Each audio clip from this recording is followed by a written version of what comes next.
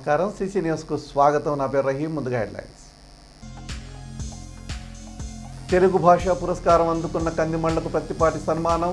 రంగస్థల కళాకారులకు కందిమళ్ల సాంబశివరావు సేవలు వెలకట్టలేనివని వ్యాఖ్య.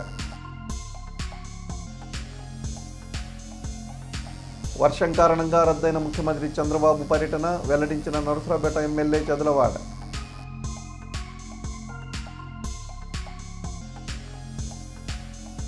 ఎమ్మెల్యే సతీమణికి శుభాకాంక్షలు తెలిపితే తప్పేముంది?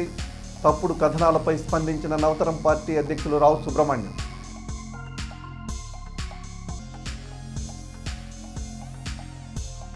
ఒకరోజు ముందే పెన్షన్ల పండుగ.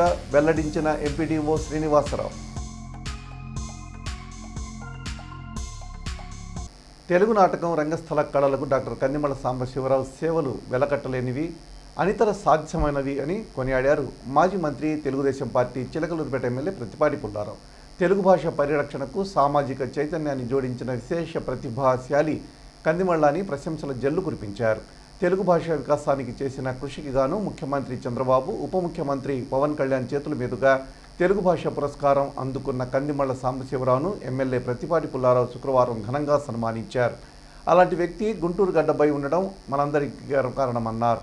తెలుగు అధ్యాపకులుగా, నాటక రంగ పరిశోధకులుగా, రచయితగా ఆయనకు వేరెవరూ సాటిరారన్నారు. నాటక రంగంలో పరిశోధకులకు గాను ఆ విభాగంలో భారతదేశం నుంచి తొలి డీలిట్ అందుకున్న విశిష్ట ప్రతిభాశాలి కందిమళ్ల సాంబశివరావు అని ఈ సందర్భంగా తెలిపారు ఎమ్మెల్యే ప్రతిపాటి. ముఖ్యమంత్రి చంద్రబాబు పర్యటన రద్దయినట్లు నరసరావుపేట ఎమ్మెల్యే చదలవాడ అరవింద్ బాబు తెలిపారు. వర్షం కారణంగా ముఖ్యమంత్రి, ఉప ముఖ్యమంత్రి పర్యటన రద్దయిందని పేర్కొన్నారు. దీంతో నరసరావుపేట పట్టణంలో టీడీపీ, బీజేపీ, జనసేన నాయకులతో కలిసి మొక్కలు నాటినట్లు వివరించారు. మరోసారి చంద్రబాబు, పవన్ కళ్యాణ్ నరసరావుపేట వస్తారని, అప్పుడు ఘనంగా నిర్వహిస్తామని చెప్పారు. మీడియా సోదరులందరికీ కూడా ధన్యవాదాలు తెలియజేస్తూ, ఇవాళ నరసరావుపేట పట్టణంలో పల్నాడు జిల్లా ముఖద్వారంలో మరి జేఎన్టీయూ కాలేజీలో జరిగే వనమహోత్సవ కార్యక్రమం మరి ప్రీతం నేత నారా చంద్రబాబు నాయుడు గారు, అదేవిధంగా మన ఉప ముఖ్యమంత్రి పవన్ కళ్యాణ్ గారు కూడా మరి వాతావరణం అనుకూలంగా లేకపోవడం వల్ల రాలేకపోయారు. మరి ఇటువంటి కార్యక్రమాన్ని వాయిదా వేయకుండా మరి జేఎన్టీయూ కాలేజీలో కాకుండా మన నరసరావుపేట పట్టణంలో మరి మన ప్రముఖ నాయకులందరి చేత మొక్కలు నాటించడం జరిగింది. ఈ వనమహోత్సవం అనేది మరి ఎప్పుడు మొదలుపెట్టినా కానీ వర్షాకాలం వస్తుంది కాబట్టి వర్షాలు పడుతున్నాయి. అయినా కానీ ఈ కార్యక్రమాన్ని విజయవంతం చేయడానికి నాయకులు, కార్యకర్తలు అందరూ కూడా ముందుకు రావడం జరిగింది. అందువల్ల ఇక్కడే అందరం కూడా మొక్కలు నాటడం జరిగింది. మరి నరసరావుపేట పట్టణంలో మరి గుంటూరు రోడ్లో ఈ మొక్కలు నాటడం జరిగింది. కాబట్టి ఏదైనా ఈ కార్యక్రమాన్ని విజయవంతం చేయడానికి మరి జనసేన నాయకులు, టీడీపీ నాయకులు, బీజేపీ నాయకులు అందరూ కూడా రావడం జరిగింది. ఈ కార్యక్రమాన్ని వారు ఇచ్చిన మాట ప్రకారం విజయవంతం చేయడం జరిగింది. మరి ఇంకోసారి మరి మా ప్రీతమ నేతలు ఇద్దరు కూడా రావడం జరుగుతుంది. కాబట్టి ఈ కార్యక్రమాన్ని మళ్ళీ ఇంకోసారి ఘనంగా చేసుకుందామని చెప్పి మరి మీడియా ముఖంగా తెలియజేస్తున్నాం. మాజీ మంత్రి, చిలకలూరుపేట శాసనసభ్యులు ప్రతిపాటి పుల్లారావు సతీమణి ప్రతిపాటి వెంకటకుమారి పుట్టినరోజును పురస్కరించుకొని నియోజకవర్గంలోని ప్రజలు శుభాకాంక్షలు తెలిపే సందర్భంగా అక్కడే ఉన్న పోలీస్ అధికారులు శుభాకాంక్షలు చెబితే తప్పేముందని నవతరం పార్టీ జాతీయ అధ్యక్షులు రావు సుబ్రహ్మణ్యం అన్నారు. మహిళగా, ఎమ్మెల్యే భార్యగా ఎంతో మందికి ఎన్నో సంవత్సరాలుగా ఆమె ప్రజలకు సేవలు అందించారని, ఆమెకు శుభాకాంక్షలు చెప్పడాన్ని వివాదాస్పదం చేయడం సిగ్గుచేటన్నారు. కూటమి ప్రభుత్వంలో పార్టీలు, అధికారులు సమన్వయం అవసరమని, మంచి అధికారులకు అండగా ప్రభుత్వం ఉంటుందని రావు సుబ్రహ్మణ్యం తెలిపారు.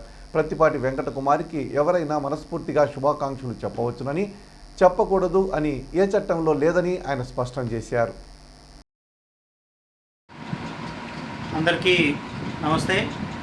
చిలుకలూరుపేట నియోజకవర్గంలో శాసనసభ్యులు, మాజీ మంత్రి ప్రతిపాటి పుల్లారావు గారి సతీమణి ప్రతిపాటి వెంకటకుమారి గారి పుట్టినరోజు సందర్భంగా మరి చాలామంది నియోజకవర్గంలో ప్రజలు కానీ, అట్లాగనే వాళ్ళ పార్టీల వాళ్ళు, అట్లాగనే మరి కొంతమంది అధికారులు వెళ్ళి శుభాకాంక్షలు తెలియజేయడం జరిగింది. శుభాకాంక్షలు తెలియజేసినటువంటి నేపథ్యంలో ఏదైతే అధికారులు వెళ్ళి ఆవిడకి శుభాకాంక్షలు తెలియజేశారో దాన్ని కొంతమంది వివాదాస్పదం చేస్తూ మరి ట్రాన్స్ఫర్ల కోసం, బదిలీల కోసం పైరవీలు చేస్తున్నారని చెప్పి ఇట్లా కొంత సోషల్ మీడియాలో కానీ లేకపోతే ఇతరత్ర మీడియాల్లో దుష్ప్రచారం చేయడాన్ని నవతరం పార్టీ నుండి తీవ్రంగా ఖండిస్తూ ఉన్నాం. నాకు తెలియగలుగుతాను, ఎవరైతే ఈ దుష్ప్రచారం చేసేవాళ్ళు ఉన్నారో వాళ్ళందరూ కూడా మరి ఒక విషయం గుర్తుపెట్టుకోవాలి. నేను అడుగుతున్నాను, శుభాకాంక్షలు తెలియచేయకూడదని ఎక్కడైనా ఉందా? ఎక్కడైనా చట్టంలో ఉందా? ఆవిడ ప్రతిపాటి వెంకటకుమారి గారు శాసనసభ్యుడి భార్య. మరి ఆయన ప్రతిపక్షంలో ఉన్నా లేకపోతే అధికారంలో ఉన్నా ఆయన తరపు నుండి ఈ నియోజకవర్గంలో అందుబాటులో ఉండి అనేక మందికి అనేక సమస్యల్లో ఆవిడ అండగా నిలబడినటువంటి విషయం మనందరికీ తెలిసినటువంటి విషయమే. హార్దికంగాను అన్ని రకాలుగా కూడా అండగా నిలబడినటువంటి వ్యక్తి. మరి కొంతమంది అధికారులు శుభాకాంక్షలు తెలియజేశారు, అదేం తప్పు కాదు. మన నియోజకవర్గంలో తొలి నుంచి ఉన్నటువంటి ఒక మంచి సాంప్రదాయం, ఏ ఇంట్లో పెళ్ళున్నా లేకపోతే ఇంకొక రకమైనటువంటి ఏదైనా చనిపోయిన కార్యక్రమాలు జరిగినా పత్తిపాటి పుల్లారావు గారు కానీ లేకపోతే మరి రాజశేఖర్ గారు కానీ లేకపోతే నవతరంపాటి నుండి నేను కానీ లేకపోతే జనసేన నుంచి రాజా రమేష్ కానీ ఇంకా ఇతర పార్టీల నాయకులు కూడా అందరం వెళ్ళి కష్ట సుఖాల్లో పాల్గొంచుకునేటువంటి మంచి సంస్కృతి మన నియోజకవర్గంలో ఉంది. మరి ఈరోజు ఒక ఆవిడ పుట్టినరోజు జరుపుకుంటూ ఉంటే పుట్టినరోజు సందర్భంగా మరి అక్కడ ఉన్నటువంటి అధికారులు శుభాకాంక్షలు చెప్పడాన్ని ఏ విధంగా తప్పుపడుతున్నారో మరి మీరు గుండెల మీద చేసి ఆలోచించుకోవాలి. మరి అధికారుల్ని ఇబ్బంది పెడదామనో మంచి చేయడానికి వచ్చినటువంటి మన నియోజకవర్గంలో పనిచేస్తూ ఉన్నటువంటి అధికారుల్ని ఇబ్బంది పెడదామని చెప్పి ఆలోచనలు చేయడం కూడా మంచి పద్ధతి కాదు. ఈ నియోజకవర్గంలో అధికారులకి ఇబ్బంది వస్తే మరి అందరం కూడా అండగా ఉంటాం. ఎందుకంటే ప్రజలకు మంచి పాలన ఇచ్చేటువంటి దాంట్లో అధికారులు కూడా భాగం. మరి కుటుంబం వైపు నుంచి ఎన్నో కష్టాలు, ఇబ్బందులు, రకరకాల సమస్యలు ఉన్నా కూడా మరి ప్రతిపాటి వెంకటకుమారి గారు కూడా ప్రజలకి సేవలు అందించేటువంటి విషయంలో పుల్లారావు గారికి పోటీపడి మరి సేవలు అందించేటువంటి మనస్తత్వం ఉన్నటువంటి వ్యక్తి ఆవిడ. మరి సోదరి పుట్టినరోజు సందర్భంగా అందరూ కూడా దాన్ని మన కుటుంబ సభ్యురాలుగా ప్రతిపాటి వెంకటకుమారిని మనమందరం కూడా శుభాకాంక్షలు తెలియజేసి ఆవిడని మనం కలుపుకొని వెళ్లాల్సినటువంటి అవసరం ఉంది. వెంకటకుమారి గారికి కూడా ఒక సోదరుడిగా నేను చెప్తున్నాను, మీరేమీ ఇలాంటివి పట్టించుకోవాల్సినటువంటి అవసరం లేదు. ఈ మధ్య కొంతమంది పని పాటలైనటువంటి వ్యక్తులు ఇటువంటి విషయాలన్నీ కూడా పనిగట్టుకొని అనవసరమైనటువంటి విషయాలను వివాదాస్పదం చేయడం మామూలు అయిపోయింది. కాబట్టి మరి నైతికంగా ఒక సోదరిగా ప్రతిపాటి వెంకటకుమారి గారికి మన అవతరం పార్టీ నుండి అండగా ఉన్నాం. అమ్మ మీరు ప్రజలకి సర్వీస్ చేయండి, ఇదేమీ మనం పట్టించుకోవాల్సినటువంటి అంశం కాదు. అధికారులు కూడా నైతిక స్థైర్యంతో ఇలాంటి వాటిని దృష్టిలో పెట్టుకొని నైతిక స్థైర్యం కోల్పోవాల్సినటువంటి అవసరం లేదు. మేమందరం మీకు అండగా ఉంటాం. ఈ నియోజకవర్గంలో ప్రజలకు మంచి పాలన, మంచి సర్వీస్ అందించే దానికోసం పత్తిపాటి పుల్లారావు గారు కానీ కూటమిలో ఉన్నటువంటి నేతలు కానీ లేకపోతే ఈ పార్టీల కుటుంబ సభ్యులు అందరం కూడా ముందుంటామని చెప్పి ఒకళ్ళకొకళ్ళు శుభాకాంక్షలు తెలియజేసుకుంటూ కష్ట సుఖాల్లో అండగా ఉంటామని కూడా ఈ సందర్భంగా మీ అందరికీ కూడా నవతరం పార్టీ నుండి తెలియజేస్తా ఉన్నాం. మాజీ మంత్రి చిలకలూరిపేట శాసనసభ్యులు ప్రతిపాటి పుల్లారావు సతీమణి ప్రతిపాటి వెంకటకుమారిపై కొన్ని వార్తాపత్రికల్లో వచ్చిన ఆరోపణలు పూర్తిగా అవాస్తవమని పలువురు టీడీపీ నాయకులు పేర్కొన్నారు. ఈ మేరకు వారు మాట్లాడుతూ ఎన్నికల ఫలితాలు వెలువడిన మరుసటి రోజు నుండే వెంకటకుమారి హైదరాబాదులోనే ఉంటున్నారని అన్నారు. కొన్ని ముఖ్యమైన వివాహ వేడుకల్లో పాల్గొనడానికి చిలకలూరిపేటకు రావడం జరిగిందన్నారు. ఈ మేరకు ఈ విషయం నియోజకవర్గంలోని తెలుగుదేశం పార్టీకి చెందిన వారందరికీ తెలుసన్నారు. యాదృచ్ఛికంగా మంగళవారం నాడే వెంకటకుమారి పుట్టినరోజు కూడా కావడంతో నియోజకవర్గంలోని తెలుగుదేశం పార్టీ నాయకులు, కార్యకర్తలు పెద్ద సంఖ్యలో వారింటికి వచ్చి ఆమెకు శుభాకాంక్షలు తెలిపారని, అదే సమయంలో నియోజకవర్గంలో శాంతి భద్రతలు, ట్రాఫిక్ నియంత్రణ, ఆక్రమణల తొలగింపు వంటి పలు ప్రజా సంబంధిత అంశాలపై చర్చించడానికి నియోజకవర్గ పరిధిలోని పోలీస్ అధికారులతో ప్రతిపాటి పుల్లారావు ప్రత్యేక సమావేశాన్ని ఏర్పాటు చేశారని అన్నారు. ఈ సమావేశం జరుగుతున్న సమయంలో మండల పార్టీ అధ్యక్షులు ఆధ్వర్యంలో ఏర్పాటు చేసిన కేక్ను ఆమె కట్ చేస్తున్న సమయంలో అక్కడే ఉన్న పోలీస్ అధికారులు కూడా మర్యాదపూర్వకంగా కలిసి వెంకటకుమారికి జన్మదిన శుభాకాంక్షలు తెలియజేశారని పేర్కొన్నారు. అంతేగాని ఉద్దేశపూర్వకంగా అధికారులు వచ్చి ఆమె పుట్టినరోజు వేడుకలను నిర్వహించలేదని స్పష్టం చేశారు. ఎన్నికల ఫలితాల తర్వాత హైదరాబాదులో ఉంటున్న వెంకటకుమారి అధికారులు బదిలీలను పర్యవేక్షించారనే వార్త పూర్తిగా అవాస్తవమన్నారు. ఆమె అసలు రాజకీయ కార్యకలాపాల్లో కానీ అధికారిక వ్యవహారాల్లో కానీ జోక్యం చేసుకోవడం లేదన్న విషయం చిలకలూరిపేట నియోజకవర్గ ప్రజలందరికీ స్పష్టంగా తెలుసునని తెలియజేశారు. ఉద్దేశపూర్వకంగా పుల్లారావు వ్యక్తిగత ప్రతిష్టను దెబ్బతీయడానికి నిరాధారమైన వార్తా కథనాలను రాయడం సరికాదన్నారు. వాస్తవ అంశాలపై స్పష్టత లేకుండా వ్యక్తిగత వివరాలు తెలుసుకోకుండా వార్తా కథనాలు రాయడం ఏమాత్రం సమంజసం కాదని హితవు పలికారు.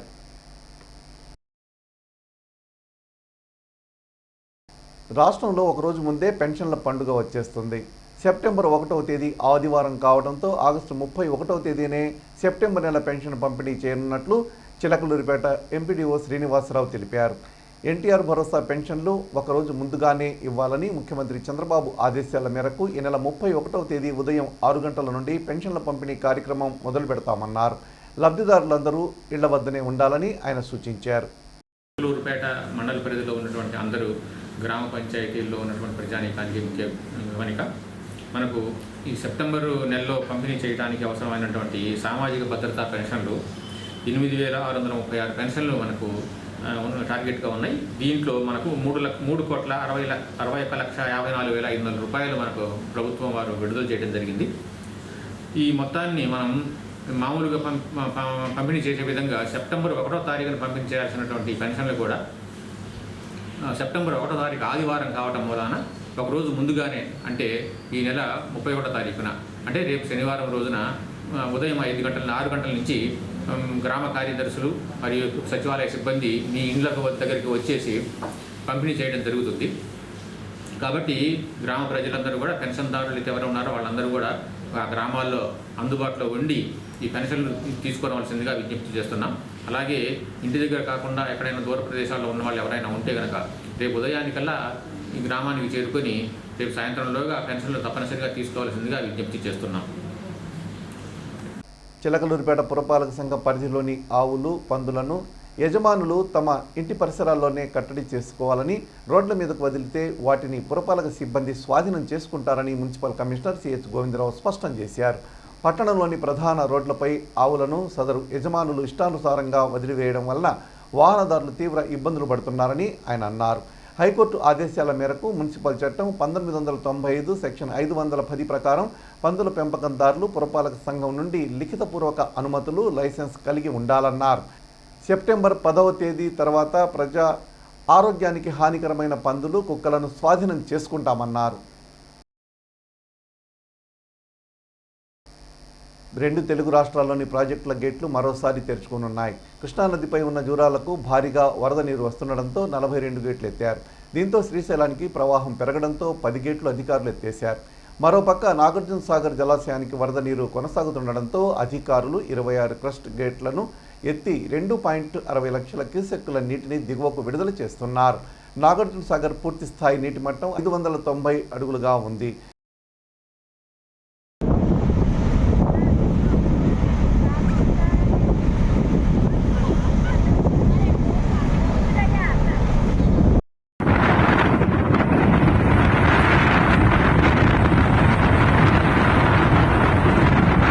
చిలకలూరిపేట మున్సిపల్ కమిషనర్గా పి హరిబాబు రానున్నారు. ప్రస్తుతం అనంతపురం మున్సిపల్ కార్పొరేషన్ కమిషనర్గా విధులు నిర్వహిస్తున్న ఆయన చిలకలూరిపేటకు బదిలీ అయ్యారు. ఇక్కడ పనిచేస్తున్న కమిషనర్ సిహెచ్ గోవిందరావు తదుపరి పోస్టింగ్ కోసం ఏపీ సెక్రటరియట్లోని జిఏ డిపార్ట్మెంటుకు తిరిగి పంపబడ్డారు. పట్టణంలోని సోషల్ వెల్ఫేర్ హాస్టల్లో గురువారం సాయంత్రం మండల న్యాయ సేవాధికార సంస్థ ఆధ్వర్యంలో చట్టాలపై అవగాహన కార్యక్రమం జరిగింది. ఈ కార్యక్రమంలో న్యాయవాది పోతుల వెంకట అధ్యక్షత వహించగా న్యాయవాదులు ప్రసాద్, మాదాసు భానుప్రసాద్ మాట్లాడారు.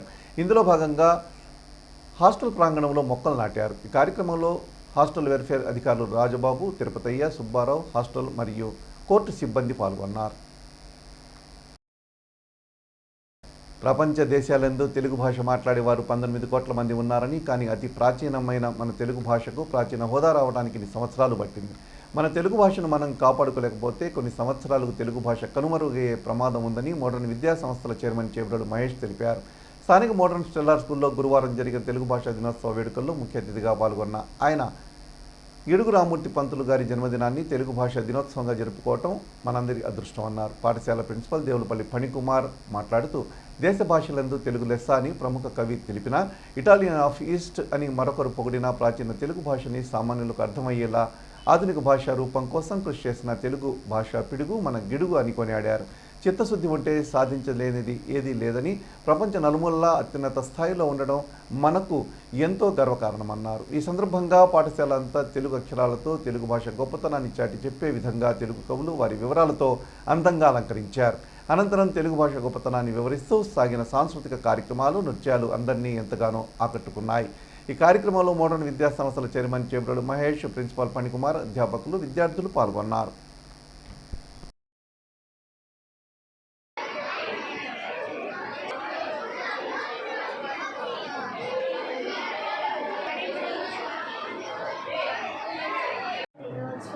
జరుపుకుంటున్న ప్రతి ఒక్క బిడ్డకి నా శుభాకాంక్షలు. నా ఈ తెలుగు బిడ్డలకు తల్లిని అయినందుకు తెలుగు తల్లిగా నేను గర్విస్తున్నాను. తెలుగు నేల ఎప్పుడు పచ్చదనంతో నిండి మీరంతా సంతోషంగా ఉండాలని నేను ఈ పంటను తెచ్చాను. అలాగే మీ జీవితాలు సిరి సంపదలతో ఉండాలని ఈ కలశాన్ని తెచ్చాను. మన తెలుగు భాషతో పాటు తోటి భాషలైన ఇంగ్లీష్, హిందీ, కన్నడ ఇలా అన్నిటినీ కూడా మీరు గౌరవించాలి. మీ అందరిది అమ్మ ప్రేమ, నా ప్రేమ దీవెనలు మీకు ఎప్పుడూ ఉంటూ మీరంతా సంతోషంగా ఉండాలని నేను మనస్ఫూర్తిగా కోరుకుంటున్నాను. నా పేరు వైరణ. నేను 14వ శతాబ్దంలో ప్రోలయ వేమారెడ్డి అనే రాజు ఆస్థానంలో కవిగా అన్నాను. నేను భారతంలో అరణ్య పర్వంలో నన్నయ్య వ్రాయగా మిగిలిపోయిన పర్వ భాగాన్ని అనువదించి అరణ్య పర్వంను పూర్తి చేశాను. నాకు ప్రబంధ పరమేశ్వరుడు అనే బిరుదులు కలవు. శకం 11వ శతాబ్దంలో జీవించాను. రాజమహేంద్రవరాన్ని పరిపాలించిన రాజరాజ నరేంద్రుని ఆస్థాన కవి. నేను భారతంలో ఆదిశాఖ పర్వాలను అరణ్య పర్వంలో కొంత భాగాన్ని అనువదించాను. నేను ఆది కవి వాగమ శాసనోడు అనే బిరుదులు కలవు. ఆంధ్రుడు మొన్న మా అబ్బాయిని 16వ శతాబ్దానికి చెందిన తెలుగు కవి. సాహిత్యం సంస్కృతంలో రామాయణం రచించాలి. నేను మొట్టమొదటిసారిగా తెలుగులో రామాయణం రచించాలి. దాన్ని అందరూ మల్ల రామాయణం అంటారు.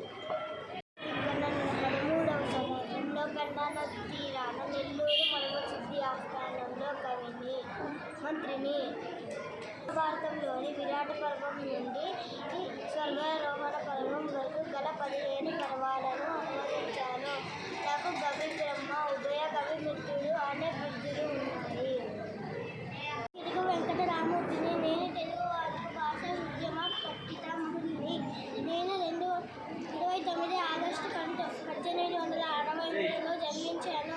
నేను నుంచి విద్యుత్ శక్తి, కళాదీక్షణ, సత్యాన్వేషణం, జన లక్షణాలు కలిగి ఉన్నాను. గ్రాంధిక భాషల్లో ఉన్న తెలుగు వచనాన్ని ఈ ప్రజలు వాడుక భాషల్లోకి తీసుకువచ్చి తెలియచేసిన నాకు మాటలతో మన దేశ మాటనే కొలిచటమా, భావం భాగ్యం కూర్చుకొని సుఖ జీవనయానం చేయుదమా, సాగర మేఘల చుట్టుకొని సురగంగ చీరగా మలచుకొని గీతాగానం పాడుకొని మన దేవికి ఇవ్వాలి హారతులు. గాంగ జటాధర భావనతో హిమశైల రూపమే నిలబడగా కలగల పాడే నదులన్నీ ఒక బృందగానమే చేస్తుంటే ఎందరో వీరుల త్యాగ ఫలం మన నేటి స్వేచ్ఛకే మూల బలం. వారందరినీ తలచుకొని మన మానస వీధిని నిలుపుకొని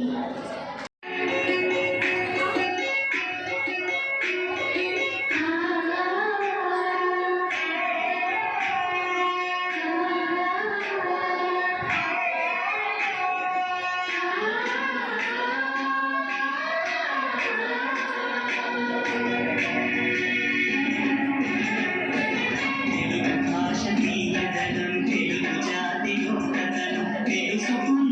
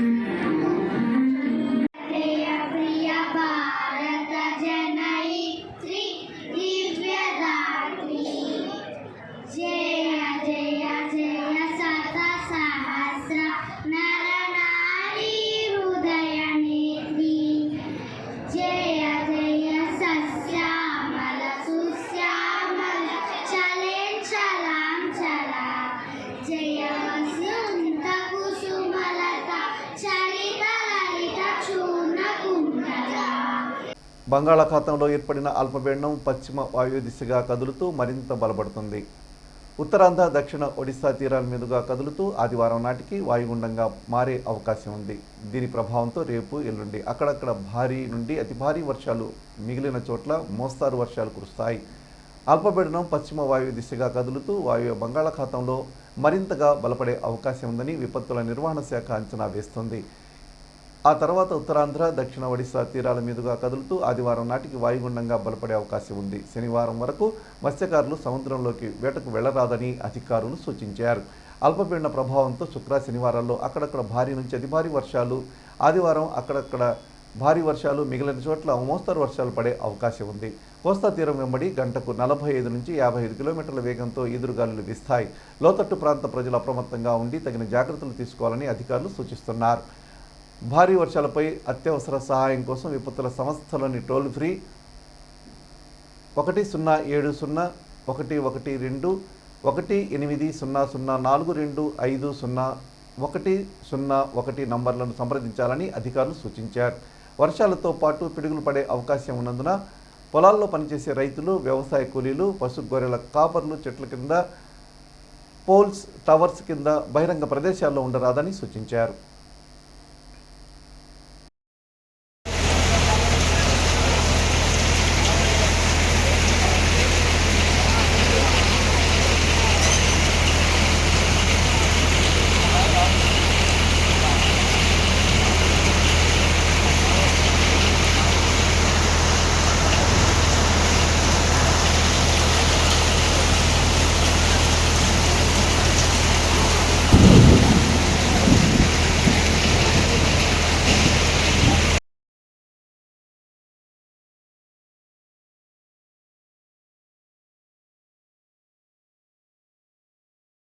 CC న్యూస్ ఇంతటితో సమాప్తం. తిరిగి మరో బులెటిన్లో మళ్ళీ కలుద్దాం. త్వరగా సెలవు. నమస్కారం.